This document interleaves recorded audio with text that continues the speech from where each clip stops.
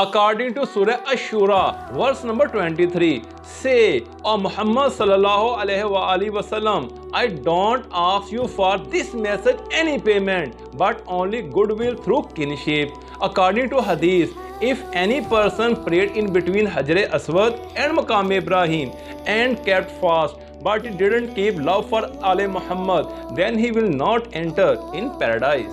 Rasul Khuda said, the love of me and my ahlebait will be benefited some places, that is, at the time of death, in the grave, at the time of getting up from the grave, accounts and sarat. One who kept my ahlebait friend, he is my friend. The first asking question from a person will be about the love of ahlebait. Imam Hussain alayhi salam said, the love of ahlebait finishes the sins.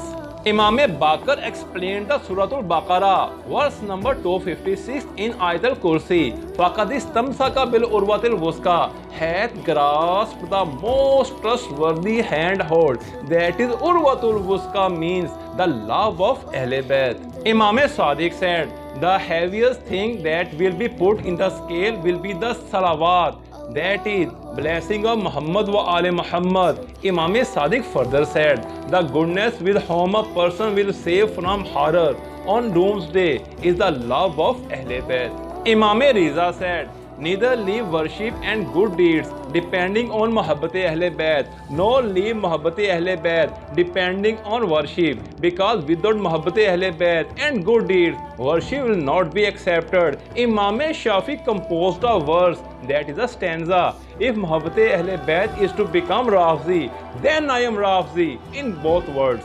Imam Sadiq said, everything has base, and base of Islam is the love of ahlebait. No doubt, our love drops the sins of humans as strong wind drops the leaves. A lover of ahlebait mentioned his economic depression before Imam Sadiq. On hearing this, Imam Sadiq said, how much price you will sell our love? He answered, no. Then Imam Sadiq replied, the person who possesses so much costly thing, that is our love, how can he be poor? Hazrat Ali said, the love of ahlebait causes salvation.